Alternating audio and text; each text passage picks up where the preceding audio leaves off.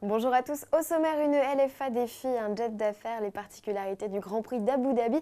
Avant cela, la sortie événement du jeu vidéo Need for Speed Most Wanted.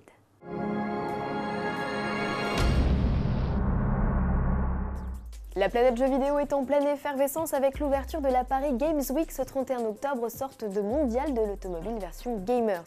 C'est l'occasion rêvée pour les éditeurs de faire tester quelques semaines avant Noël leur dernière création. C'est le cas notamment de Criterion Games qui édite un nouvel opus de la saga Need for Speed, son nom Most Wanted. Ce qui change, c'est Arthur Rohar, l'un des plus jeunes développeurs de l'équipe, qui nous l'explique. Most Wanted est très particulier parce qu'il brise déjà des tas de conventions. Dans la plupart des Need for Speed, tu débloquais les véhicules les uns après les autres. Ça, c'est terminé. Tous les véhicules sont disponibles dès le début du jeu. Tu as juste à te déplacer et à les trouver. Si tu peux trouver la voiture, tu peux la conduire. C'est également en termes de liberté de jeu. On était habitué à des mondes ouverts dans les différents Need for Speed. Mais là, on est vraiment allé beaucoup plus loin. Vu que tous les véhicules sont disponibles dès le début, chaque joueur va avoir une expérience différente. Tu as également des tas de choses à faire, que ce soit des courses-poursuites, que ce soit également les meilleures vitesses sur les radars, les meilleures distances de saut et également des tas de courses avec des tas de modes également à débloquer. Et surtout, c'est la prémisse en fait de cet épisode, c'est devenir le Most Wanted de tes potes.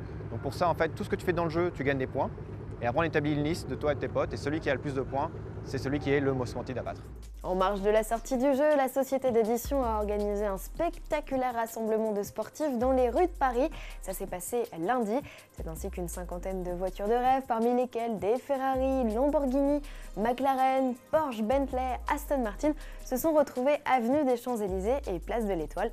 Et comme vous pouvez le voir, il y avait vraiment du beau monde. Des voitures à retrouver dans le jeu Need for Speed Most Wanted, bien sûr. Tarif 49,99 € sur PC, 69,99 € sur Xbox 360 et PS3. Et toujours à propos de sportifs, certaines développent des puissances telles que les constructeurs se plaisent à les affronter à des engins extravagants type avion à réaction. Ainsi, Lexus a mis au défi sa LFA édition Nürburgring, une version collector d'une super sportive rare qu'il a opposé donc à un jet d'affaires.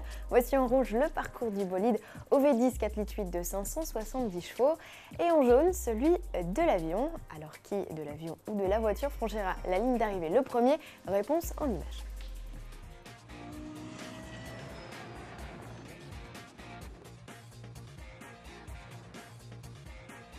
C'est finalement le bolide à 4 roues aux mains du pilote Scott Pruett qui s'impose avec 2 secondes 1 d'avance sur le jet.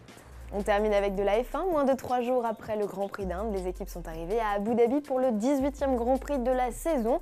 Les détails sur le tracé avec notre expert Jean-Louis Moncey. C'est un Grand Prix qui démarre de jour et termine de nuit, et donc c'est toujours très très beau à voir. Non, ce que je reproche au circuit d'Abu Dhabi, c'est le tracé même du circuit. Vous pouvez compter avec moi, il y a 21 virages. 21 virages, c'est beaucoup trop, beaucoup trop. C'est pas un circuit vraiment amusant. En revanche, Géraldine, la chaleur est très très haute, très élevée, ça c'est perturbant. Et il y a quand même toujours cette poussière de sable. Et enfin, je vais ajouter qu'on est quand même vers la fin de la saison et qu'on pourrait avoir des surprises justement au niveau moteur. Donc attention. Entretien complet à retrouver sur le blog de Jean-Louis Moncey. On se retrouve vendredi.